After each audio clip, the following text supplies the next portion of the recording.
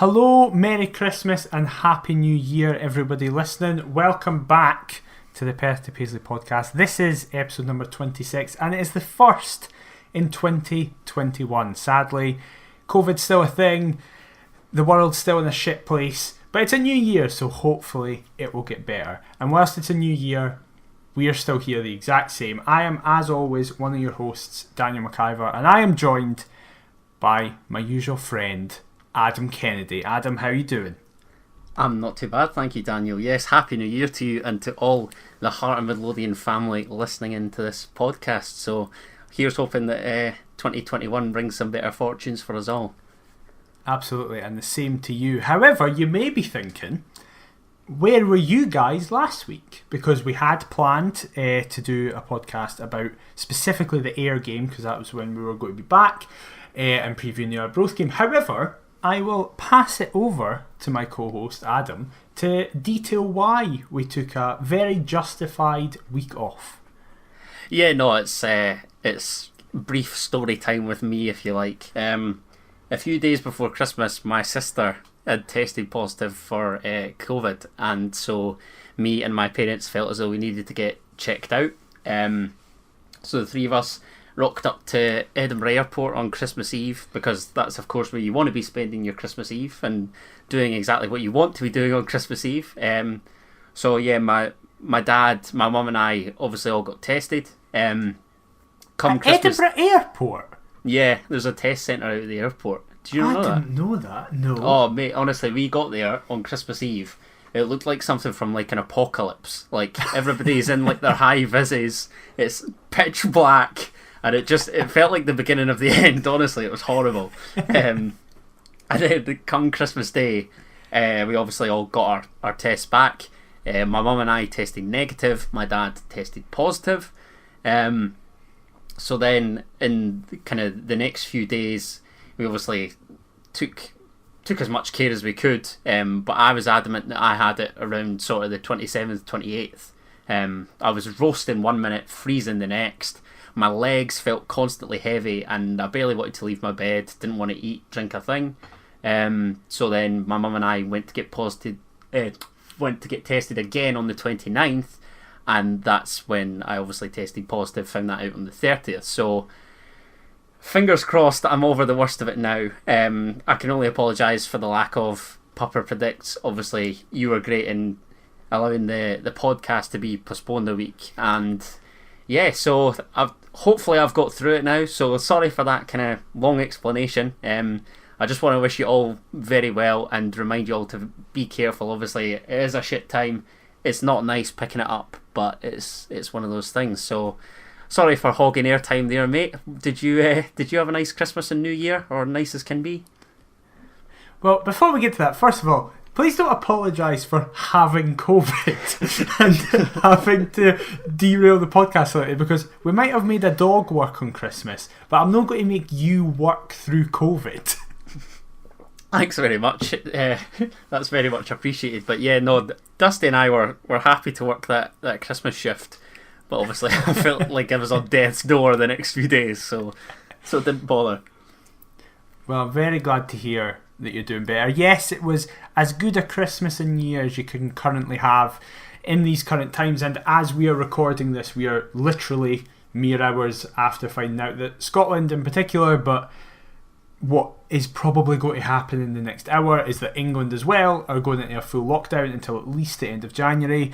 Obviously, it's a rubbish time. It has been a rubbish year, basically. We're almost coming up to a year of when we all had to start working from home, etc, etc. So I know it's kind of not the start to the podcast we normally have, and not the one that you'd imagine you have at the start of the year. However, as Adam very correctly said, stay safe in this lockdown. Please don't leave your homes if you don't need to.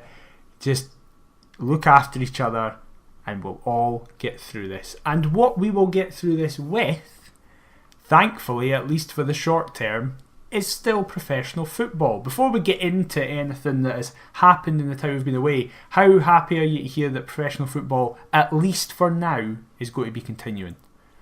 Listen, it's a consolation. However, given Hearts' recent performances, it's not much of a consolation. But no, it's good.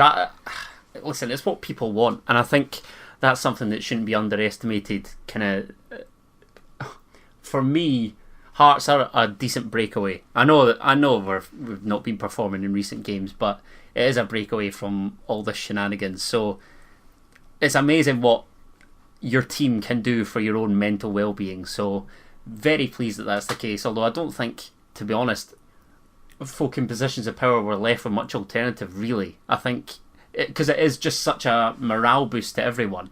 So no, buzzing, just like Hearts to kind of get the finger out. What about yourself?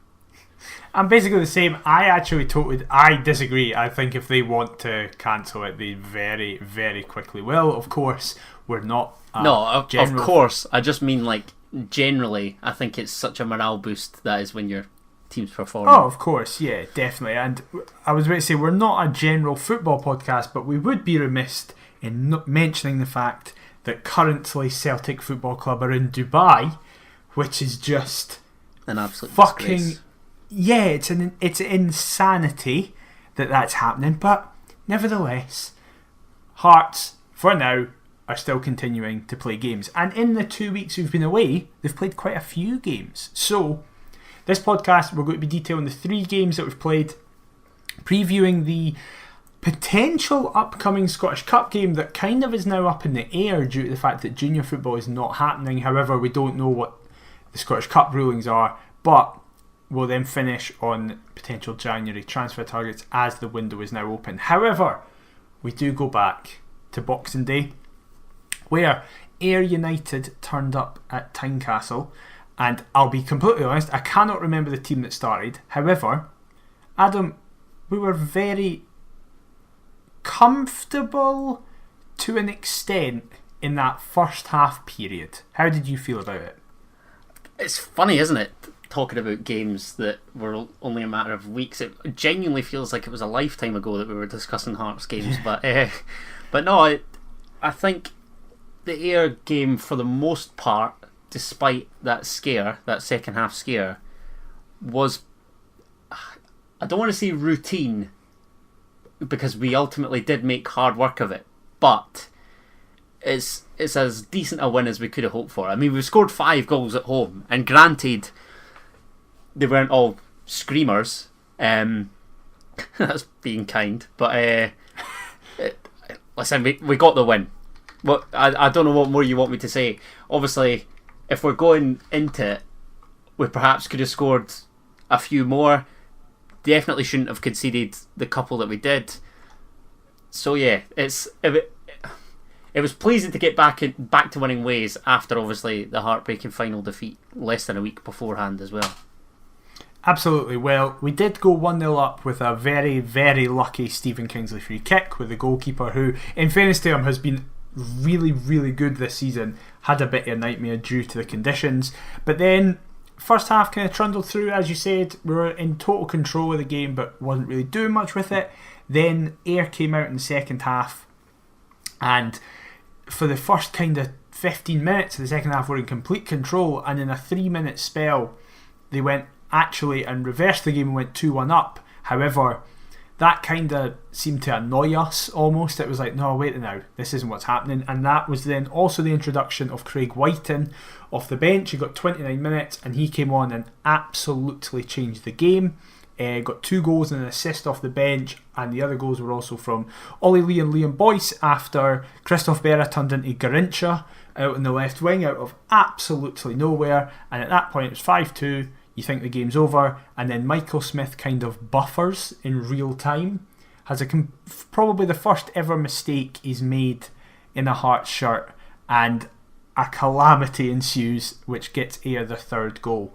We will talk about it more in depth as we go on to the podcast, but was this the first signs that it was like, God, we've got a mistake in us at the back?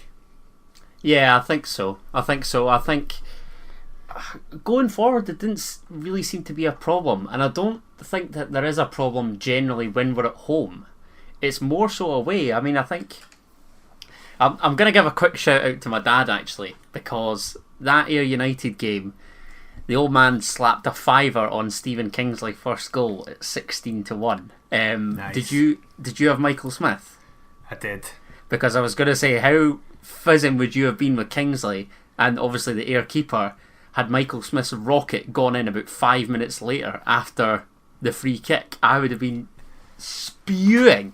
I was delighted he missed it. I was so chuffed. I bet you were. But no, I think first half was kind of routine, really. I think that the second half, sort of, we had a couple half chances that you just got the feeling.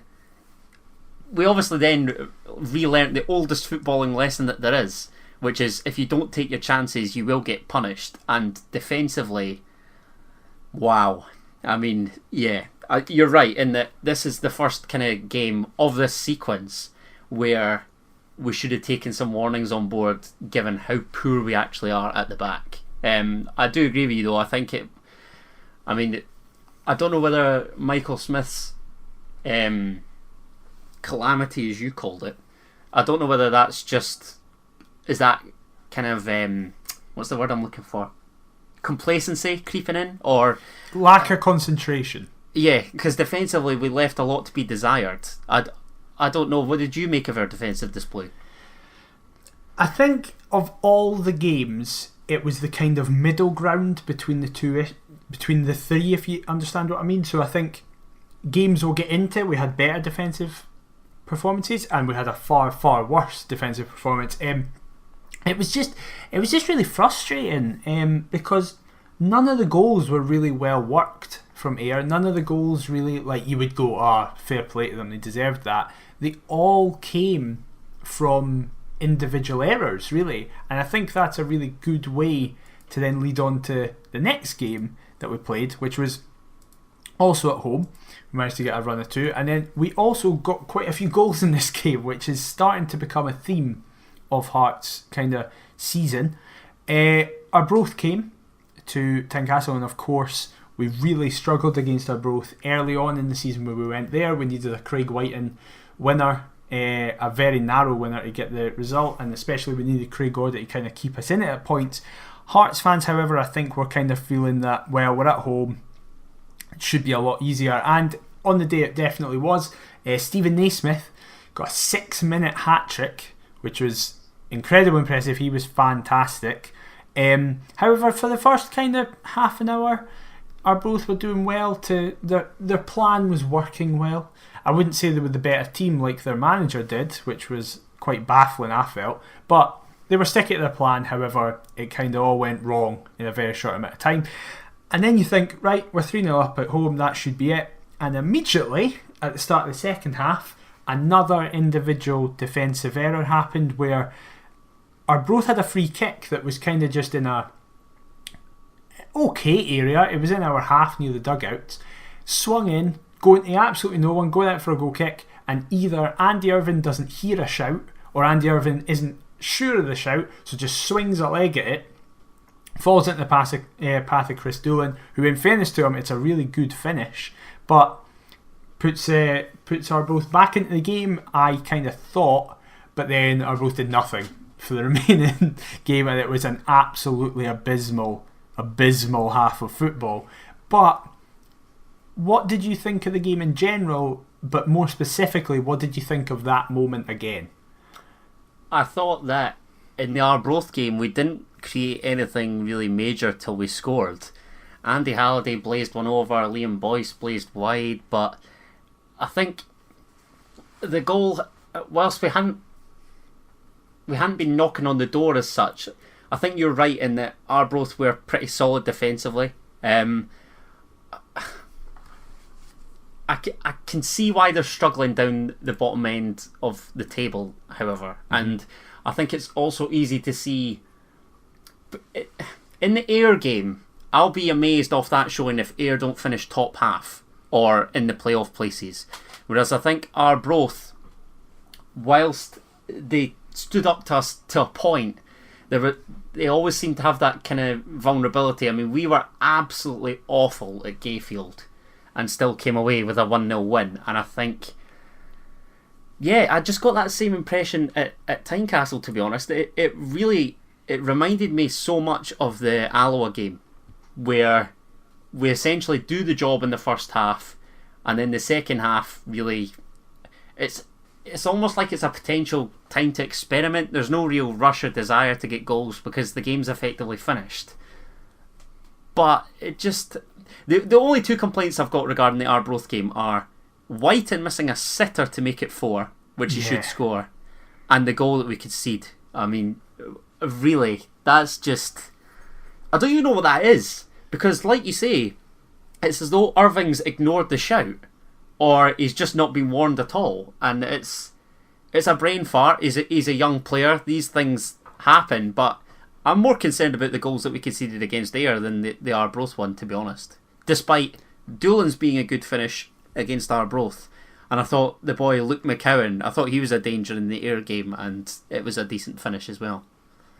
I think you're pretty much spot on with that. I personally get the criticism that we don't seem to come out in the second half at home all guns blazing, but I don't have an issue with it personally, because we have had the game finished, and when we haven't, we have kind of come out. For example, you saw it earlier in the season when we played Queen of the South just before the cup final. It's like we kind of had the game sorted, but we still came out the traps firing because Robbie wanted to get confidence ahead of Celtic. I think when you see that Arbroath game, it's just an objective fact that it's going to be hard to get these players up to play Arbroath anyway, because there's no fans. And then when you go into half time at home 3-0 up, and there's no fans there to keep pushing you, I then think it's really, really hard for them to come out in the second half and keep pushing. I know people will say they're professionals, it's their job, should be doing it. But the argument is they've done it.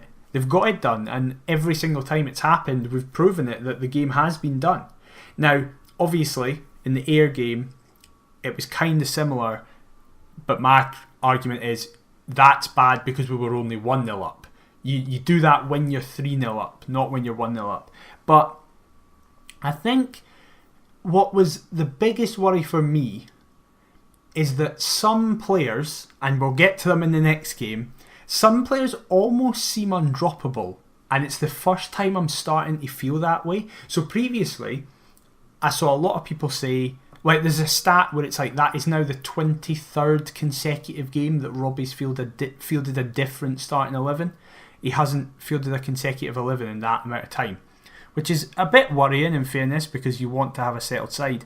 But I've always felt like, well, with that stat, how can there be undroppable players? And the players who have played in almost every game, most of them have earned that. Gordon, Smith, Kingsley, Boyce, Naismith, most of them have been playing every game, and it's because it's deserved. Like, they've been fantastic.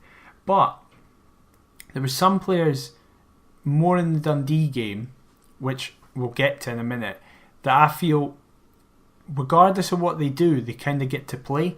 And against Arbroath, in the second half in particular, Elliot Frear came on. And I know he came on, he didn't start, but he still made an appearance. And I just felt it was emblematic of... Listen, Elliot Frear really tries, right? He really tries hard.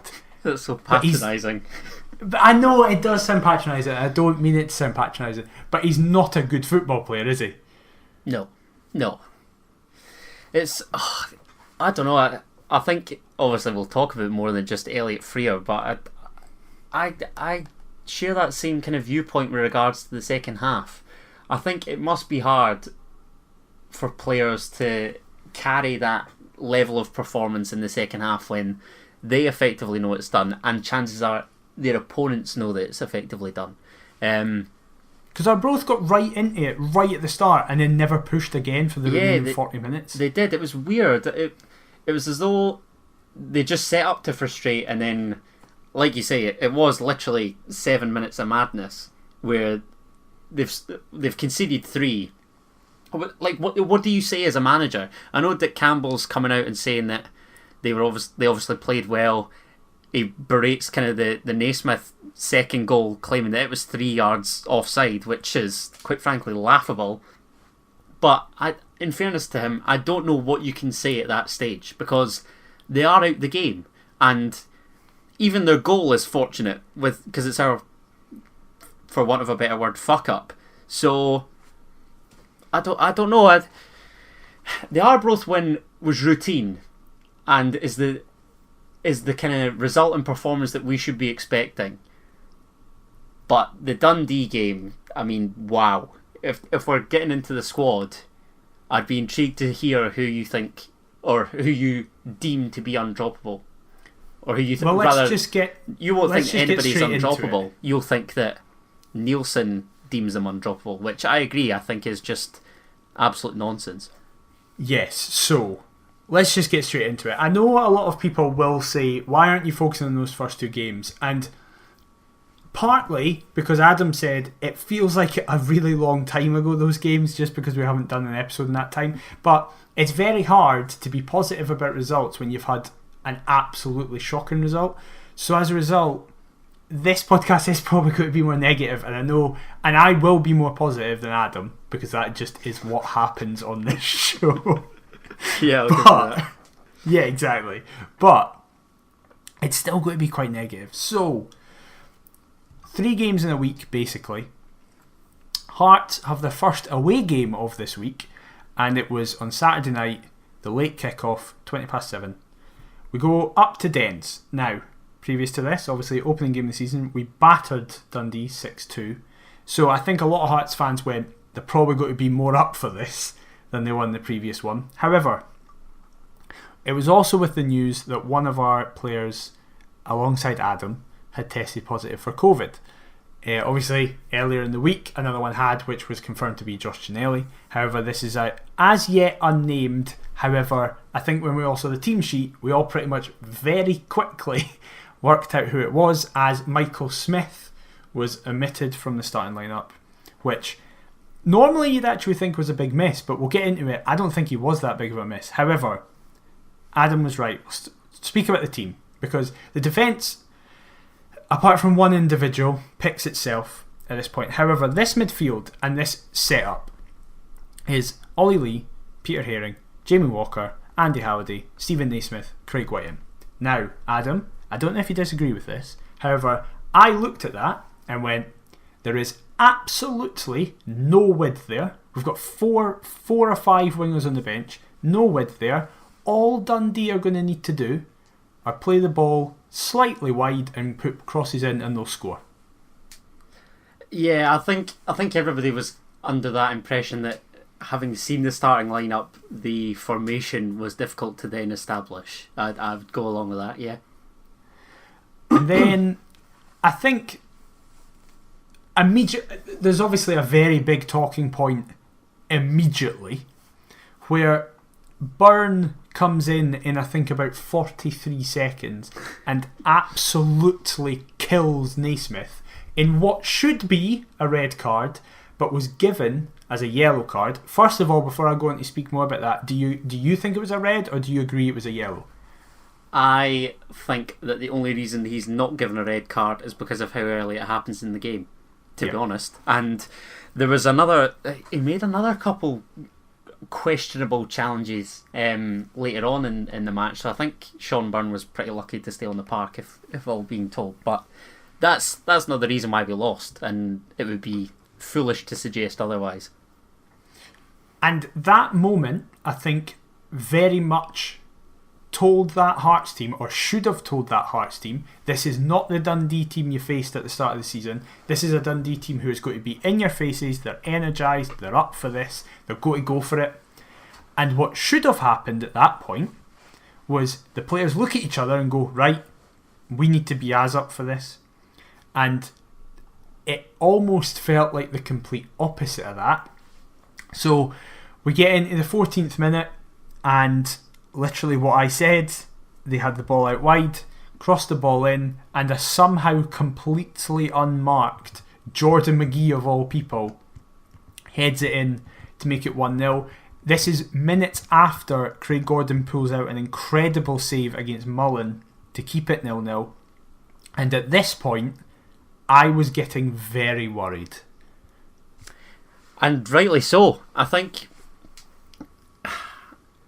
it was no real surprise once they took the lead. Like you say, that Danny Mullen chance, how he doesn't score, and how we aren't alert to what is essentially one ball just straight through the centre of defence before Craig Gordon bails us out with a top save is embarrassing. I don't know whether it was just me. I wasn't all that surprised as soon as Dundee took the lead. I really wasn't, because defensively, all over the gaff. And I don't get why that is. Not even defensively, the whole team for me. No. Everybody seemed completely fucked. Because there's plenty of chances to eliminate the ball being played through in midfield as well. It's just... It just baffles me. Why can we not perform away from home? I don't understand. Even... It's rich me saying that, because obviously the two home performances prior to that, we picked up the wins, but for a good... Well, even... We weren't all that convincing against Ayr and got the win. And second half we were awful against Arbroath. So we were decent for a half out the four, arguably. And yet, it wasn't a surprise, really, on Saturday. And that's the most annoying thing for me, to be honest. Defensively, absolutely shocking for the first goal.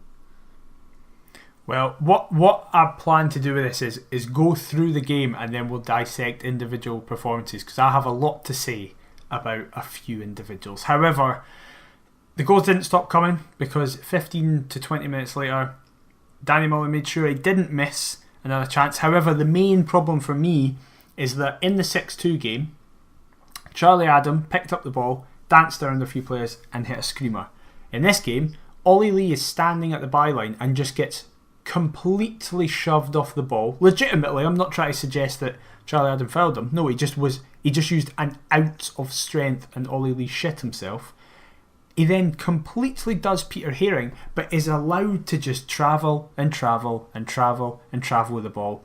Beats Haring with a nutmeg, and then Jamie Brandon, who I'll get to, I was happy with Brandon, completely pulls out a challenge because he's scared or something. A ball's in, and Mullen meets it with his head. Craig Gordon does almost everything he can to try and keep it out. However, it's 2-0, and at this point I thought it was 2-0 going on 5-0. Yeah, and I, again, wouldn't disagree with that. I think we've seen Charlie Adams' quality already this season, and he's 35 years old and running the show. I mean, what an absolute embarrassment. Firstly, nobody takes it upon themselves to close him down and prevent the cross for the first goal. And then I thought it'd be Osman Sow, given his decent recent form, but the fact it was Jordan McGee, Jesus. Then the second, like you say, again, he just bulldozes his way through.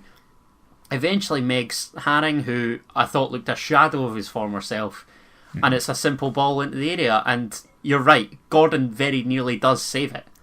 But we just looked masters of our own downfall at this stage, and you're right, it was 2 going on 5, 6 easy, just because of how poorly we actually started. Against the better side, the scoreline flatters us, to be honest. And against the better side, we would have conceded 5, 6s easy. Well, we somehow get to half-time at only 2-0. And then a substitution is made that is almost infuriating, because it was one that should never have had to be made, as the individual should have been on the park from the very start. Andy Irving comes on, and the game turns on its head, basically. I don't mean to say that we were great or anything. However, we were the more dominant side. We had so much more of the ball. We finally had a player that just came on and looked like he gave a shit. And we were completely rewarded for that, as 11 minutes into his appearance on the pitch, he wins a free kick. And just clearly, I know it's accidental. It's not intentional. However, I like the idea that Andy Irving just went, I'm not even going to try and put this on one of your heads, I'm just taking this myself. Because he swings the ball in, it completely bamboozles every single person in the box, including what you might be justified in thinking is Manuel Neuer in goals for that 90 minutes. However, it is actually Jack Hamilton, and manages to nestle itself in the back of the net, and you think, okay, we're in here, 2-1. Adam, we'll speak about him much more in depth later on, but were you delighted with his impact when Andy Irving came on? Yeah, it was, and I think, I mean, what I will say is, how he doesn't start is beyond me, and we've obviously banged his drum from the get-go virtually on this podcast, but I don't know whether the defensive mishap against Arbroath is what prevented him from starting. To be honest, Andy Irving not starting is currently my biggest bugbear at present with Hearts. I do not understand it at all, and I think the goal sums up the performance, to be honest. There should have been contact on it, and ultimately it's pretty lucky. Like I say, we were lucky we only got beat 3-1, and I think it's a total humiliation as far as I'm concerned. It's no real surprise given the goals that we'd conceded to Ayr and Arbroath. Just a total shambles. But how Irving doesn't start is honestly beyond me. He's the only player in that midfield with even an ounce of creativity. And I don't know whether it's because we're so naive. I don't get it at all. Well, because again, I want to focus on individuals in a bit because I think we're going to spend a lot of time speaking about individuals. However, just to close off the game itself, Stephen Kingsley misses a sitter to make it. Should equalise. He should. He absolutely should. In what was probably his worst game for the club. And then Stephen Naismith has a really good chance, but again, Jack Hamilton makes an uncharacteristic save. And then a certain individual gives away a penalty, and Afolabi's not going to miss a penalty. It's actually a really good penalty as well, to make it 3-1, and that's it. We have lost Surrey, our second game of the season. No surprise it comes away from home. No surprise it comes away from the first kind of team who have had a go at us, apart from Dunfermline. Before we get into the individuals, I think we're going to have a bit of a difference in opinion here.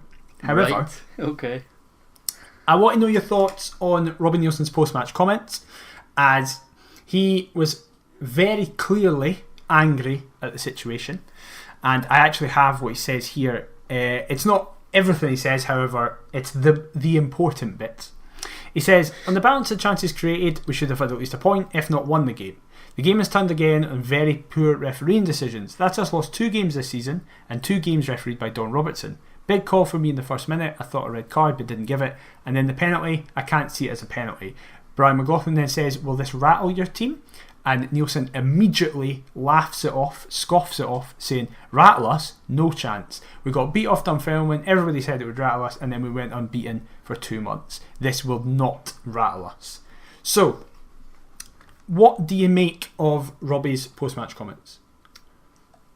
What, with regards to the refereeing, or just generally? Kind of the two points where he says that, first of all, he feels that on the balance of chances created, we should have had at least a point, if not won the game. And then, yes, the bit that got all the media attention, his claims about Don Robertson, well, not his claims, just his points, that Don Robertson has been the referee in our only 2 defeats, and there was 2 refereeing decisions that were, at best, questionable. I would say if ifs and buts were candy and nuts, we'd all have a great Christmas. I think there's various different points where we could say that the Dundee game could have been different. But ultimately, I don't think we can have any complaints about the result, because for the vast majority of that match, we were second best. And I think it's an absolute disgrace that performance was broadcast on national television, to be honest. I think he didn't set us up to win on Saturday, in my opinion. Because if he did, Andy Irving would have started. Mm-hmm. And it's all very well blaming the ref. Why?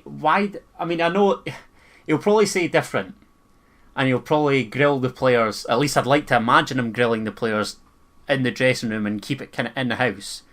But what prevents him from slaughtering the squad in a post-match presser rather? Why does he have to deflect and in this case target the officials when he should be going through the playing squad? Are those rhetorical questions, or would you like me to answer them? I'd like you to answer, because I don't know why he deflects. Surely he should have a look at his players first and foremost. it can be down to fine margins, but it wasn't down to fine margins as to why we got beat on Saturday. And I won't hear any different. We were absolutely awful. And yet he feels he feels it necessary he feels it necessary to target the officials first and foremost. I'm sorry, I cannot fathom that at all. Right. Here is my response. Because I agree with in part of what you're saying. I agree that he is wrong to suggest that we lost that game because of refereeing decisions. However, I agree with him that Don Robertson is a fucking terrible ref. But every ref in this country is terrible. I was going to say, I'd like a list of the decent ones. Yeah, exactly. I also disagree with him that it's not a penalty. We'll get into the penalty decision, but I think it's a penalty. I think everyone's focusing on the wrong individual. Everyone focuses on the individual falling, which isn't the person that is being fouled. It's a tug of the shirt. I can't remember who it is that's actually fouled. But the more general point where I saw a lot of people get annoyed, and you yourself just have got annoyed there, where people were speaking about how Nielsen deflected from this loss. Now, in two ways, I disagree with that.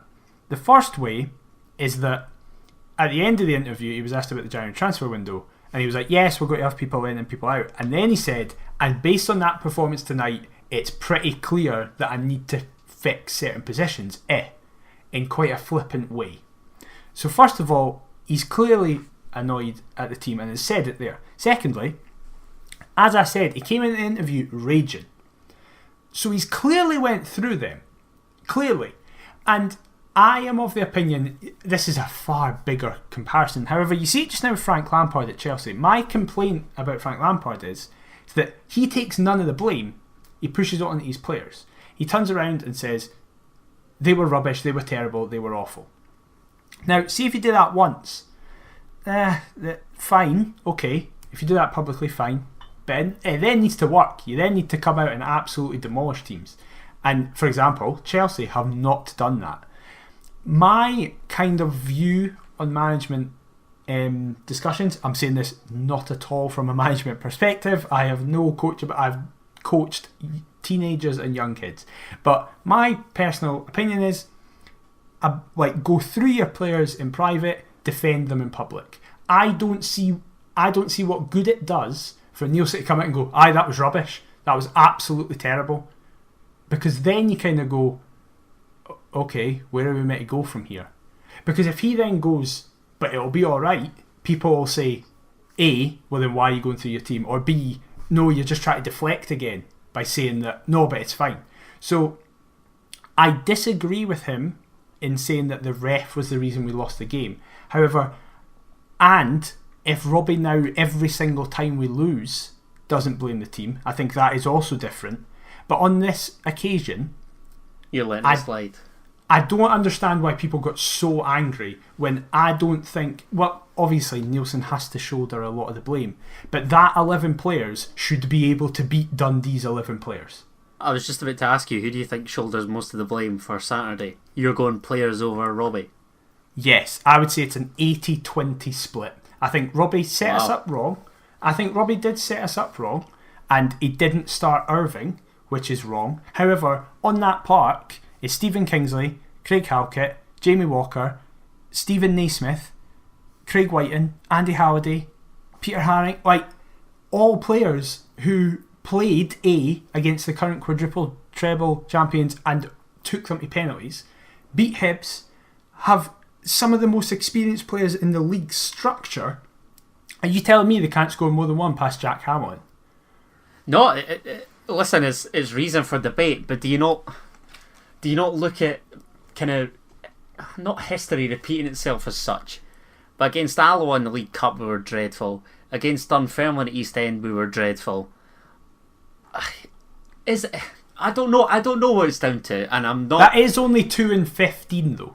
I agree. Our away form, is absolutely shocking, but it's been shocking for ever since I can remember. No, of course, but I mean, who does take the blame here? Well, this is where we'll get into it. This is where we'll get into the individuals. Right. Okay. So, hit me with it. Craig Gordon. I'm going to start with the positives. Right. Right. Craig Sure, this will Gordon. be quick. Exactly. There's literally 3 names. Craig Gordon can't do anything about any of the goals and kept Kept the it to 3. scoreline respectable. Yeah, I would agree with that. Jamie Brandon, I thought it was one of his best performances for us. I would also agree with that. I think there was. I know there that was, isn't saying much. No, but there Just was before people go anything. there was one chance in the second half where he had a little glance over at the official to ensure that the Dundee forward was onside, and then he bust a gut to get back, and I thought did really well, and obviously intercepting when they should have gone on and made it. I think it was 3-1. It would have been 3-1. I love that moment because it summed up Jamie Brandon in a second. He was at fault by putting him onside, but then he fixed it really well, and it was really impressive. Shit, and just bust a gut to get there, and obviously did. Right, so we've gone Gordon and Brandon, and the third name? This is I almost feel sick saying this, but I thought you and Henderson did really well coming on. Oh my goodness gracious me. Wow. I know, and it's a big moment for the podcast. No, not for the podcast. I don't mind you and Henderson. It's you. You can't stand him. What's made you say that? Because I didn't even think he was all that good, to be honest. He missed a sitter at the end. Oh, he did. An absolute sitter. But I just felt when he came on, he actually was energised. He was at least looking for something. That's how low the bar is. You and Henderson's getting pass marks. He just looked like he wanted to do something. He just looked like he wanted to do something. And I will actually say this. There is one more name. It's not pass marks because he didn't have a good game. But again, I felt really bad for Craig Whiting because he was playing as a lone striker. Yeah, he was playing as a lone striker, which you can't do.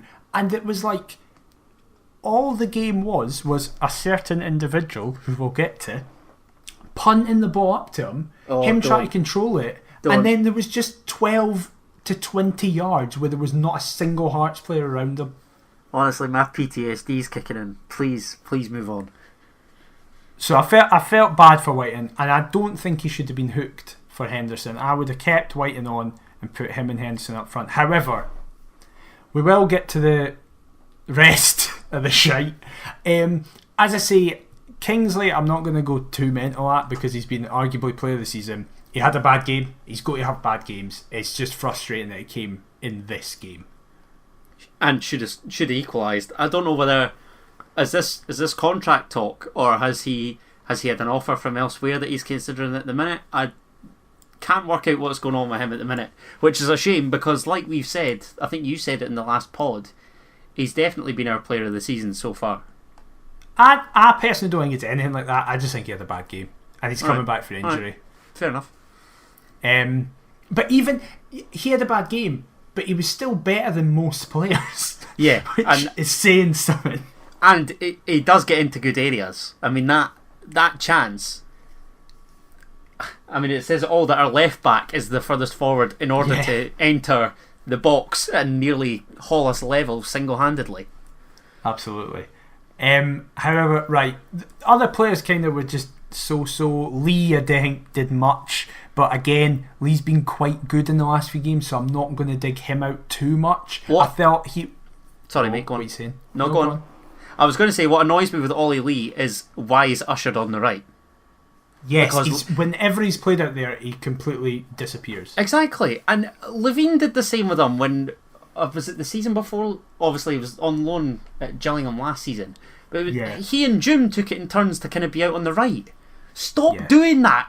Play him centrally. He's a central midfielder. It drives me nuts. If we need a right winger, then be active this window and go and get one. Don't put a central midfielder in on the right hand side, please. It's so annoying. I fully agree because whenever Lee's been centrally, especially in that kind of advanced centrally role, he's been good. Fantastic. Yeah. He's totally like second highest assists in the league or something like that. Like he's been very good. So I think Ollie Lee again, he had a bad game, but I don't think he was the worst. No, I'd go along with that. Naismith again, I just felt he was quite quiet. Like he didn't do much wrong, but But again, he didn't really do anything. No, it was as though the challenge from Byrne kind of not woke him up as such, but it was. He was kind of uncharacteristically quiet, and I don't know whether that's because he's been asked to do a job that doesn't suit. He's not kind of. The formation was a mess. We're essentially trying to play with wingers with no width, and it just either place him centrally, place him up front, or don't bother. Again, it's similar to Lee. Don't place him out. I see him kind of hogging the left-hand side touchline. Don't do that. Play him in the middle, please. Thanks. We then go to kind of the last player before the final cluster. Craig Halcott. I saw a lot of people saying that Craig Halcott gets it too easy. I personally disagree, because Craig Halcott has had some type of abuse over the last 12 months.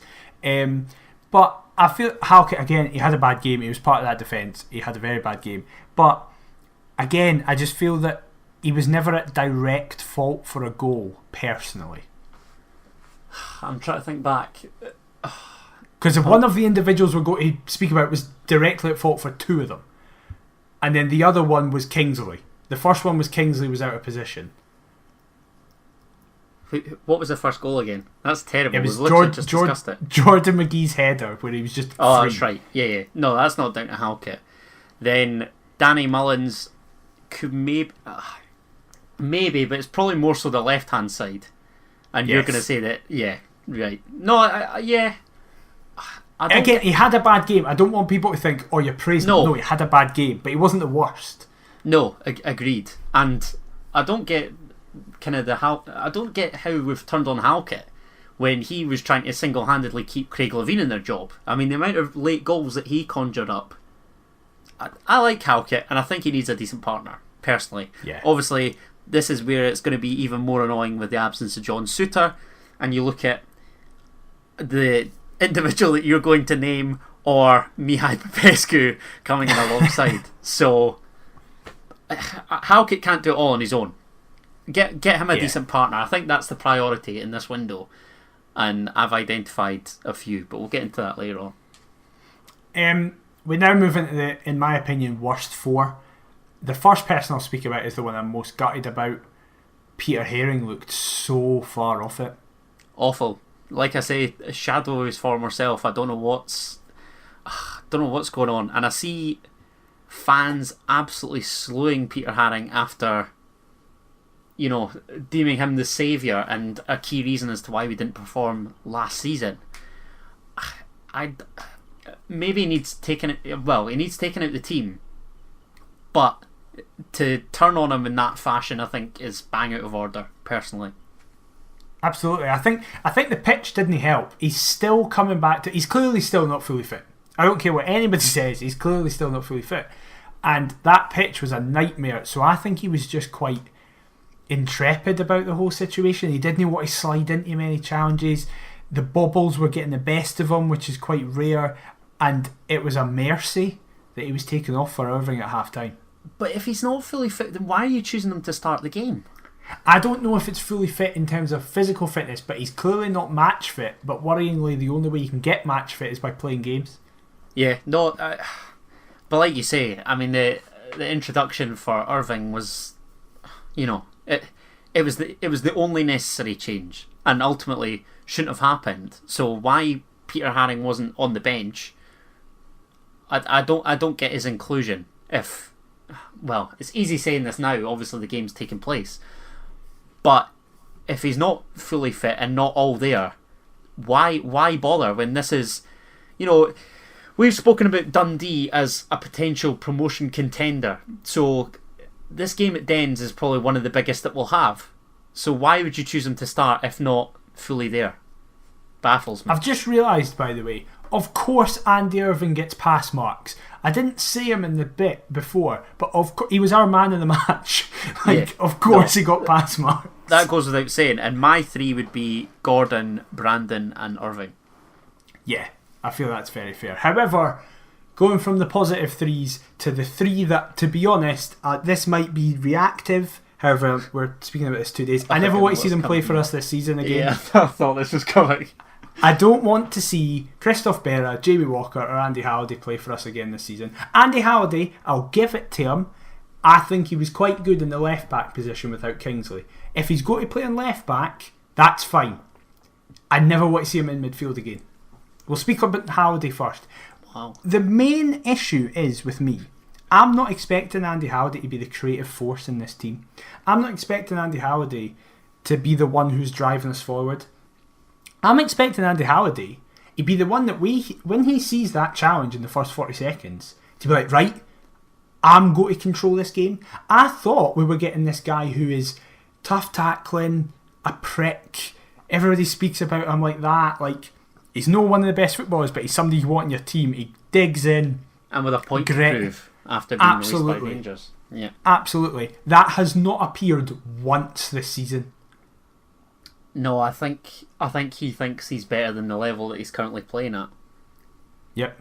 To be honest, listen, I was an advocate for the signing, but I have been left underwhelmed. I wouldn't put him in the same bracket as Berra and Walker.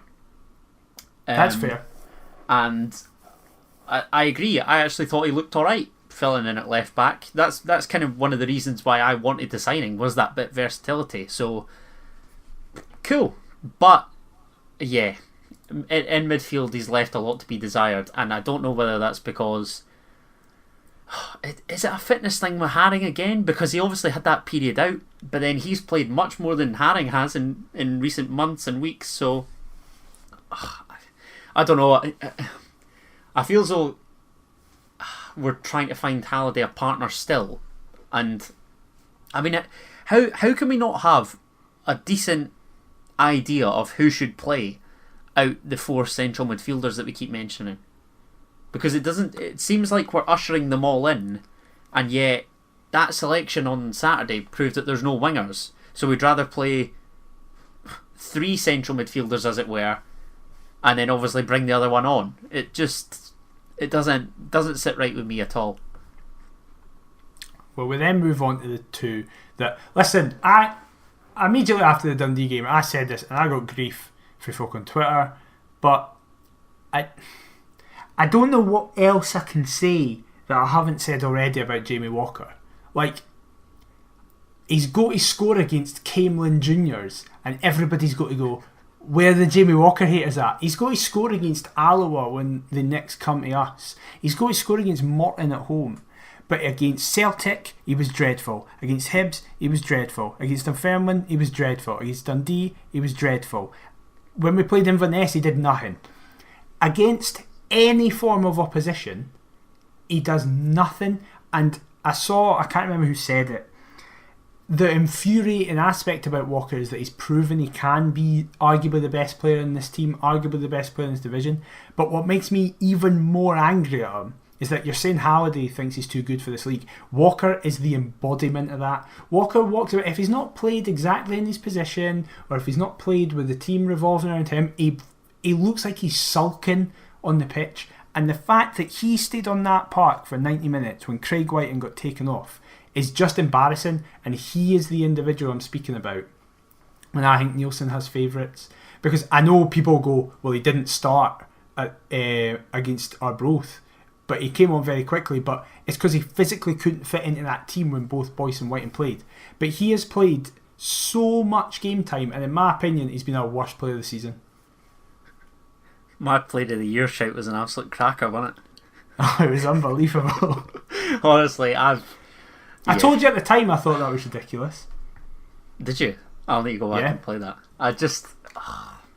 I honestly thought that Robbie...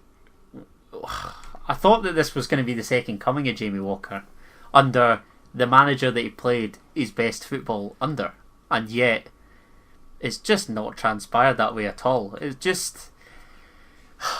I don't know whether you'd even describe him as a luxury player, or I think he views himself as a luxury player. Possibly.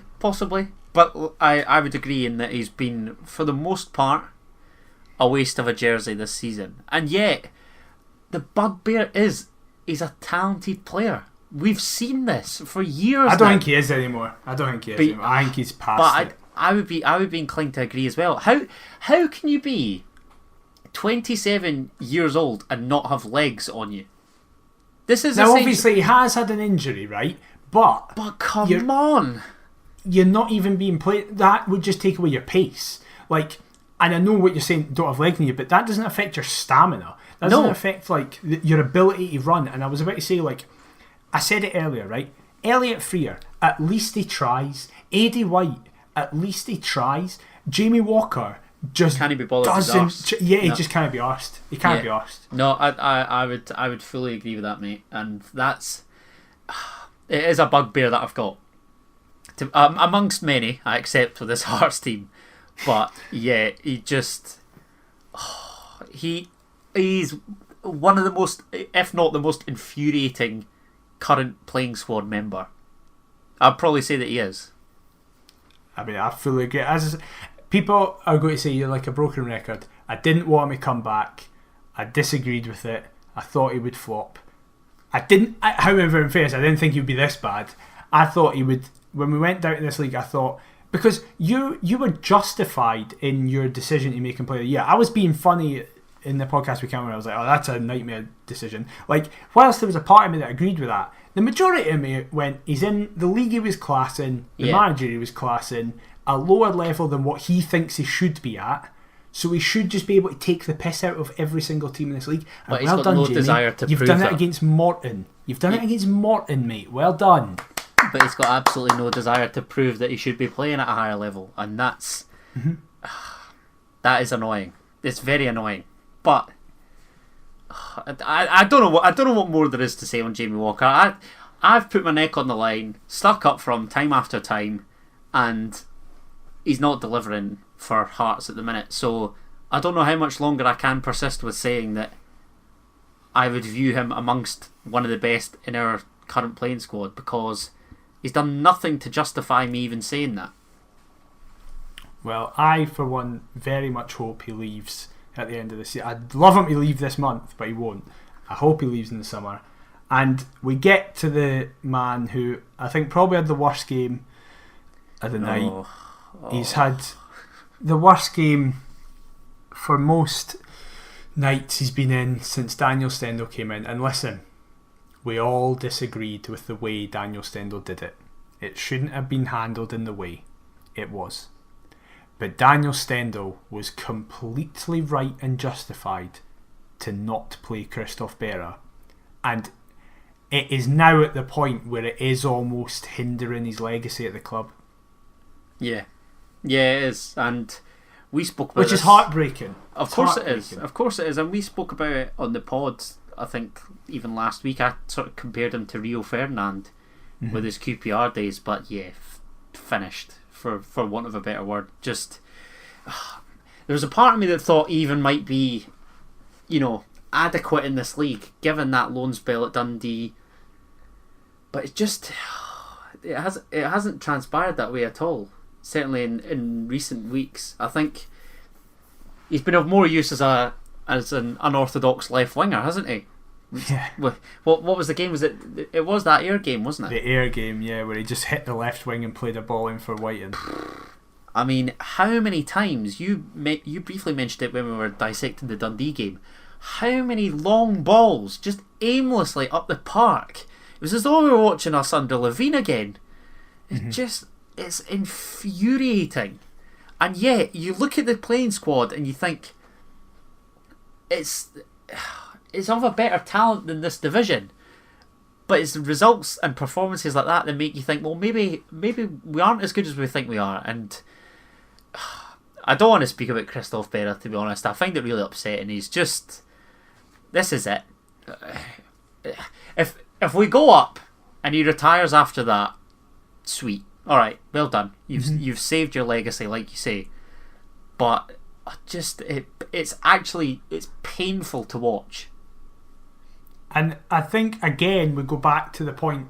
I think in my opinion, the two worst performing players of the season have been Robbie's two favourites, because Mihai Popescu was dropped from the team and has barely made an appearance since that game at East End Park where he was at fault for the first goal, well, even if he's at fault for both goals, Christophe Berra doesn't even jump for Danny Mullen's goal on Saturday night. Christophe Berra, a 35-year-old or whatever he is, seasoned pro, when we're trying to get back into the game, pulls the shirt of a player in the box.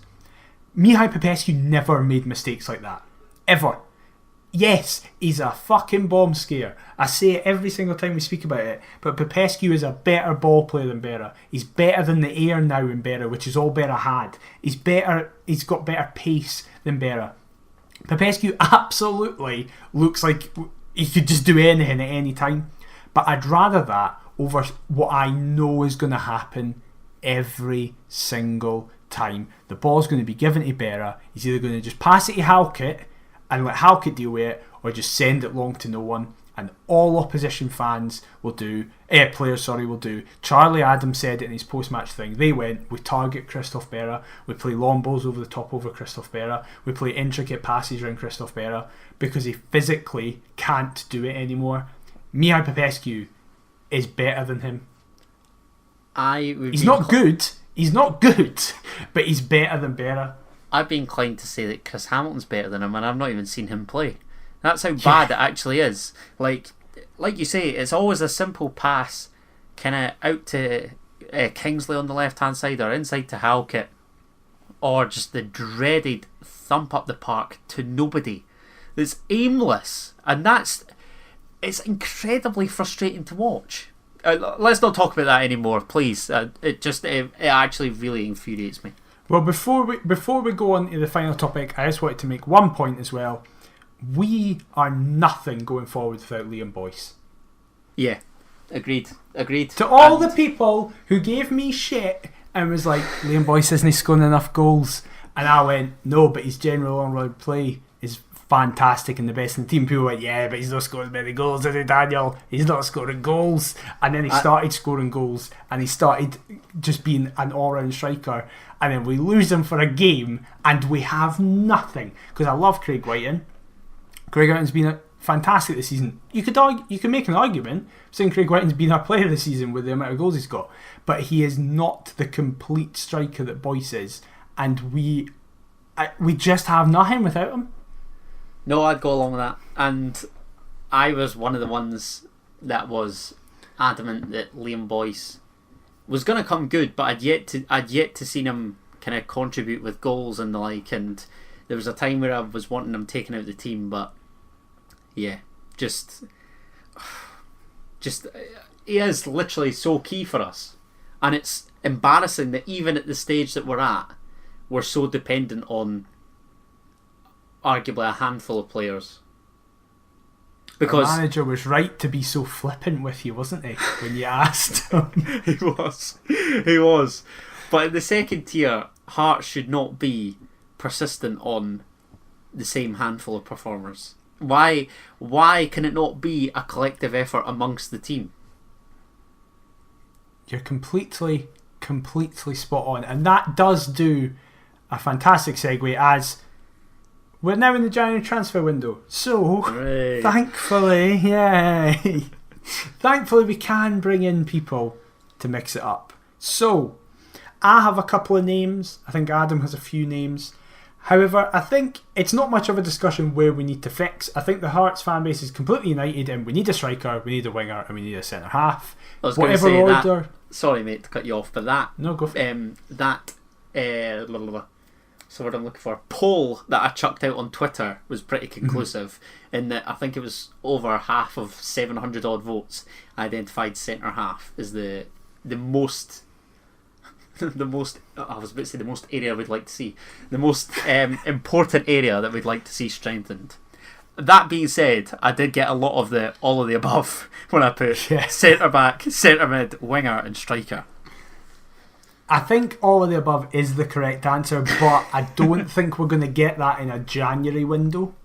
No, and if we are, I've leaned more towards the pre-contract route. So say we do go for a couple of these players, obviously then they'll arrive in the summer, whereas, well, I mean, we could buy them out with kind of a minimal fee, but I don't see that being the case, to be honest.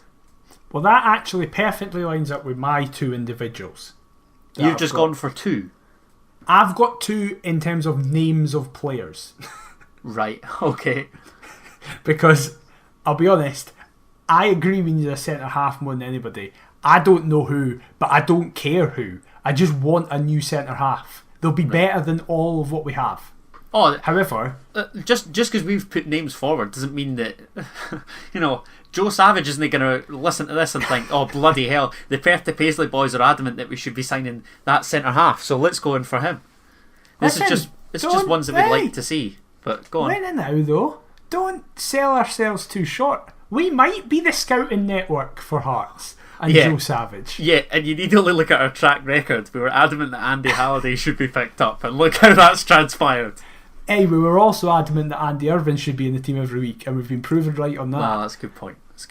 Like recruitment, it's hit and miss, but carry on. Exactly. However, we're speaking about centre halves. I presume you have some centre halves, so we'll start with you. I do. I've got 3 kind of out of contract Scottish Premiership centre halves I'd like to see us go for. Is one of them Clevie Dikamona? It is not. I want him back. He'd be better than Berra. He would, and I'm adamant that these 3 would, along with somebody else who I discovered was out of contract shortly before we came on air. So my 3 in the Scottish Premiership I've gone for, probably in order of want. I've got Stuart Findlay, top of the list. Oh, I didn't know he was out of contract. I've got Declan Gallagher on the list. And that's not happening. And I've got Tommy Hoban on the list. Now, who's Tommy Hoban? Plays for Aberdeen. I think he's decent. I've watched him a couple of times. I think he's decent, but Stuart Findlay is top of the tree for me. Personally, I didn't know Stuart Findlay was out of contract. I think that out of the 3, I'll be honest, right? This season, I've not watched a single second of top flight football. You have to. You're obligated to. Yes. You're contractually obligated. I'm a petty man. So I'm going, no, we're not in it. I don't care. So I don't know that Aberdeen guy. I don't have any. I want Dikamona back. Is your other name in another area? Oh, my names are up front. Right, okay. One of my names is up front. One of my names is a winger. Oh, is this the 2 that we've been supposedly linked with through kickback and whatever? No. Who we've been linked with the evening news. All right. Okay. Well, a much more stable source. I also, before we came on here, discovered that Ewan Murray of Dunfermline's out of contract at the end of the season as well, and I wouldn't be against opting for him. That would be an interesting one. So, yeah, I think we've got options at centre half. I'd love to see us going for Stuart Findlay. That would be good. 4. Declan Gallagher's a no chance. There's no chance we're getting Declan Gallagher. Why? Because we are currently a championship side looking to get promoted, and in fairness, Motherwell are shit now. In fairness, shocking. I think. Well, then why would we want them? Why do we wait now? Actually, here's a point. Why do we want 2 centre halves from 2 teams who are massively struggling just now in the Prem? Right. Well, we'll go for Tommy Hoban then. No, I did. I'm do you know what the worst thing is? I've identified the key areas and out of contract players, and the amount of Kelly players that I'm thinking, I'll take him. Oh my god! I do get the point, because people will say that it's like, why do you want players who are currently Motherwell are like 10th and Killie are 8th or something? It's understandable. I mean, well, certainly they're both in the bottom 6. I'm gonna check. However, I think they're only a couple points off bottom, but. Carry on. However, those 2 individuals are good, and you could use the argument, why would anybody want Stephen Kingsley? He's playing in the Championship. It's like, well, because you need to look at the situation. Like, I would take Declan Gallagher here. Of course, that's not even a conversation. Of course I would. Scotland internationalist, of course you would. And the same with Findlay. Yeah, absolutely. I like the look of him. I've literally forgot the name of the Aberdeen guy. Tommy Hoban. How old is he? 26, I think. To be fair, I thought I was going to be able to have the excuse that he was like 19 or something, just breaking through. They re-signed him. I think they signed him initially on loan from Watford, and then they brought him in on a permanent deal. I think he's all right personally, but That's Well, I just have no that's just opinion. personal prerogative. So Oh no. However, actually, I'm saying, why do you want players for lower ranking teams? I've got a player from Kilmarnock. what? Big Cleve. No. Oh well, yeah, it's Cleve. I want him, but that isn't who I meant. I don't know if I want this individual. However, this individual has apparently been linked with us in the last 24 hours. So I want your opinion. It's the Wolf himself, Eamon Brophy. On the list, would take, personally. He's apparently he's not having a very good season. He scored like 3 and 12 or something. No, he's lost his spot kind of in the Kelly team to the big boy Kabamba up front. And they sometimes go 2 up and play the pair of them, which I actually think is a good pair. It's sort of the big fish, little fish that I've spoken about before. But I think... Surely it's a big man, little man. Where are fish coming in? Sorry, you know what I mean. But just... Well, that's the title. Big fish, little fish is absolutely the title. But I think Eamon Brophy is similar to Liam Boyce and Craig Whiten. I think we need somebody a bit bigger. So I've got another couple alternatives, but I wouldn't be against Eamon Brophy. We need Kevin Kyle. Listen, if Big Kev lost a bit of timber, I think he could still do a Current job. Current day 2021 Kevin Kyle could probably get in our team. He'd jump at the chance to play for us again. So he would. He was speaking about us on Twitter the other day. It was lovely. Loves the the memories. Jabbos, does Big Kev. What a guy. Right, who else have you got up front? Right, so I obviously picked out that Eamon Brophy shout. I think that's a good one. Somebody that I wish we'd have moved for before now, because I see him linked with Aberdeen all the time, is the boy Ross Stewart at Ross County. That makes a lot of sense. Take him in a heartbeat. He's decent, big boy, and I think he's been linked. I think they had a bid rejected. Was it Rotherham? I think expressed yes, an interest. Was. Yeah, it was. And then the other one. If you say Osman So, I'm going to kill you. No, I'm going to get a lot of stick for this, but I actually think he's a handful that is probably better than most people give him credit for.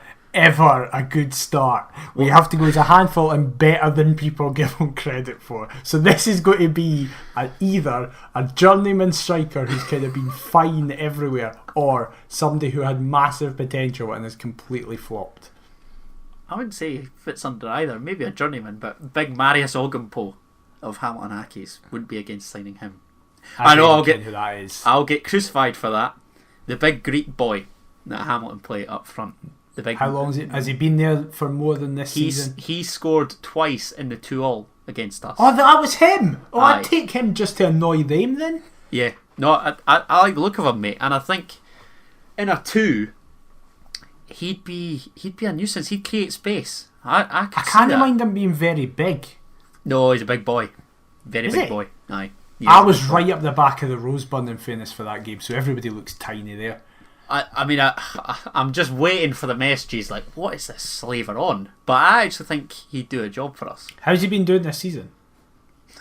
Past 2 and 20. No, he's been injured. I know that in recent games. Oh, that's what we need. That's what we need. Somebody who's got a fucking recurring injury record. Welcome, lad. I'm surprised you don't snapped him up already. Exactly. But no, I don't know. I think they're the main 2, aren't they? Areas, centre half and centre forward. See, I disagree. Well, and wingers. Yeah, winger for me is as important as the centre half, because I think if you play Whiten in a system correctly, Whiten will score goals. Interesting. Who have you got? Any wingers on the shortlist? No, I do. Oh, you do? I do indeed. It's not Gary Mackay-Steven, because I see that. It's not Gary Mackay-Steven. I don't want him. I don't want Greg Stewart either. I don't want either of them to come. I'd take either of them. They're better than what we've got. No, they're not. Why? They're both old men who have no legs anymore. We're just speaking about Jamie Walker with no legs. So you want to sign 31-year-old Gary Mackay-Steven and 30-year-old Greg Stewart? I guarantee they'd put a better shift in than Jamie Walker. Well, that I could put in a better shift than Jamie Walker, because at least I'd try. Right, well, go on. Who have you got? Tam Robert. Oh. I know everybody's been speaking about him. However, in the last 24 hours he's been interviewed, and we actually have more of an insight into what he wants to do in the game. And he spoke about how the fact that when he's in France, his dad's name is always hanging over him. Always, he can't get away from it. However, in Scotland, no one speaks about his dad, so he can play Which freely. is a lie. But go on. It is a lie, but I think nobody in Airdrie speaks about his dad. But because probably folk in Airdrie don't ken who his dad is. But the more important part of the interview, he said he doesn't want to go to Celtic or Rangers because he said it's pointless going to a bigger club but to sit on the bench. He wants to play game time. And I think what we can offer him is game time because he would immediately be first choice. Yeah. I wouldn't. Listen, we've spoken about this potential signing. It's relatively risk free for us, so it's whether we actually do it or not, which is the thing. I'd love to. Apparently, Hibs are also linked with him, but they've just signed Chris Cadden apparently. Are they taking that as well? I know. I probably would have as well, but I don't know if they'll sign both Robert and Cadden. Try to think what else. Do you think Michael Smith will get offered a new deal? Surely. I really hope so. I think it would be huge to have, if we could get, I don't think this is possible, but if we could get Smith, Kingsley and Irving all signed to 3 deals, that would be like 3 new signings. Yeah. I just saw that Stephen O'Donnell's deal's up at Motherwell, I think. So if Michael Smith's not offered a new deal for whatever reason, I wouldn't be against signing Stephen O'Donnell. I think Robbie was wanting him for his Dundee United team before he obviously moved over to us. But yeah, even going on transfer market, mate. I mean, there's not a great deal of genuine quality. Was looking at a couple wingers, but nothing really jumped out at me. To be honest. The thing. Like January. In the last kind of 10 years, the only big player I can remember us getting was January 2016 when we got Suter. Yeah. That's the kind of only one I really remember because obviously the last January we got fucking Donis Advalai. And United were a sinking ship as well, and Suter was he was kind of one of that golden generation that emerged from United as well, wasn't he? But the summer's going to be the biggest. Robbie's made it very clear that he wanted a sporting director in. He would have liked it by now, but he was like, it is imperative for January. For next summer, sorry. So let me ask, if you had 3 wishes in January, what would they be? Can re-signing players be one wish? Yeah. Yeah, I'll accept. The first wish would be that we re-sign Irving, Kingsley and Smith onto deals. Yeah. And then for a couple incomings then. Second is we get Lauren Robert. That's who I'd like. Thomas Robert even. So I do this all the time because Newcastle and that English team, right? So Lauren's more likely to come probably. That's probably true. I do that all the time because I just think of that free kick against Man United and I love that man and I want to say that his son's played for us. That'd be amazing. But yes, Tam Robert. And my third wish is that Jamie Walker leaves for £1 million. You're laughing. You asked for wishes. That's what I want. I mean, if somebody came up to me and went, we can just have Jamie Walker leave, I'd be like, yep, take that and all. Interesting. I'm sick and tired of him, Adam. I'm sick and tired of him. I'm almost like don't like him. Like I like every Hearts player, obviously, but he's also like he's a fucking idiot with his Instagram and all, and his views politically and socially. We're not going to get into that, but I don't think I'd like him on a personal level either. So what we've established is you really do not like Jamie Walker. I don't. I never have either. I'll say it. I never have. I've never got the infatuation with him. Sam Nicholson was better. Wow. So was Billy King on his day. Wow. I loved Billy King. Right? That moment in the relegation derby, that Jamie Walker's never given me a moment like that. Well, that was very Prove me wrong, Adam. What has he done? He slammed home an equaliser in the 1-1 derby the season after. Yeah, he did. Great. What? So did Ozturk, and it was better, right? So that was the most forgettable derby that season. That 1-1 draw. Oh, terrible! Absolutely terrible. All right, listen. I'm surprised we've not seen the Hibs goal scorer linked with us yet, because that rumour always seems to re-emerge. Big cum dog. That is true. That is very true. Give it time, probably. That'll just be happen. That'll just be as soon as Gary Mackay-Steven and Greg Stewart die down. Have they? Did they even light up? I'm just going to say it now because I've been speaking out recently. Aaron Fraser started that, and I publicly called him out for it and just went, "This is stupid." I'm not sure he did. I'm adamant that was plucked from. There was another account that shared it, and they said that they plucked it from Kickback, which of course. Oh well, what a fucking resume! Is the nucleus of Hearts transfer news. No, just no. I can't. What about you though? What 3 wishes would you like? My 3 wishes. I'd go along with you with the contract extensions. That's a given. I'd like Stuart Findlay because he's a player I've admired for a good wee while.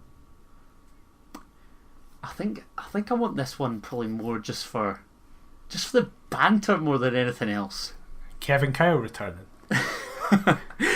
Yes, but no. I see Alan Campbell get linked with Hibs and Aberdeen. Now, I know, I think he's destined for a move down south. But if we hijacked that and he chose to come to Championship Hearts over Hibs and Aberdeen, that would just be hilarious. Wait, we've just had a 20-minute period speaking about players. Alan Campbell's never come up once. No, because you were talking about centre halves, and then I've got centre half, centre mid, winger, and striker. I've chosen out 3 for each position. And why didn't you mention them earlier? I don't know, because we weren't talking about central midfielders. I feel like we always get linked with Robbie Nielsen always gets linked with Alan Campbell. Well, let's make it happen. Come on. At Hibs and Aberdeen's expense, that would be hilarious. No, it would be better than most of what we have, in fairness. Yeah, I think so. But then I don't think central midfield's a problem like centre half and up front is. I agree. I very much agree. So, I think it's 4th in behind centre half, striker, and winger. They 3 are the most important. Totally agree. Because we've got Scott McGill, who I want to see playing more often. But that for the shithousery. You know me and my want for shithousery and my screwball whoa, fixation. Because the last time this happened, we got Andy fucking Halliday. So I might have to put a stop to this. Right, okay, so the 3 wishes are the contract extension, Stuart Findlay, and Ross Stewart. There you go. I'll change it up. That's fair. Ross Stewart would be good, but he'd come to us and be broken like every striker. Oh, absolutely no doubt in my mind that that'd be the case. But in fairness, Boyce hasn't been. Boyce is, despite what some people want to say, Boyce has come and been good. And he was a Ross County hero. Hey. He was.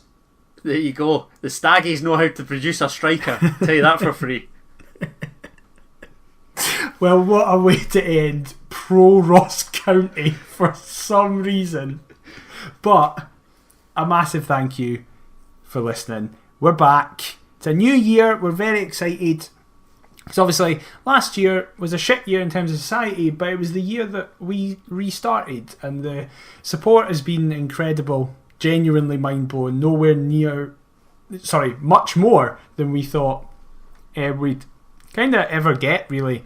Because, listen to the quality of this show and you'll understand why we didn't think many What are you trying to say? Would want to listen. You said big fish, little fish, right? For fuck's sake. That's no winning any awards, is it? Yet. Don't even answer that. That. So, we are Perth to Paisley. You can get us on all the socials at Perth to Paisley.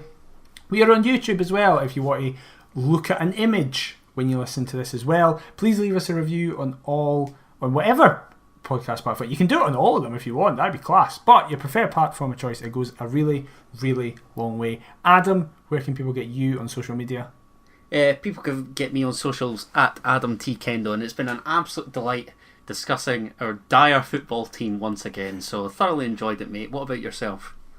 Absolutely. And I am at McIver the Mark. We will be back next week, hopefully with football to discuss and talk about, but obviously just kind of see what the patter is with all the current changes. Please, everybody, stay safe, stay at home if you can. Thank you to all the people I know. Hearts fan messaged me actually who listens to the podcast and they work in the NHS. So I'm really sorry, I can't remember your name, I feel fucking terrible. But we're glad to help you through it. Keep doing it. We're going to win the league. It's going to be fine. See you next time. Keep the faith. More of the JTs!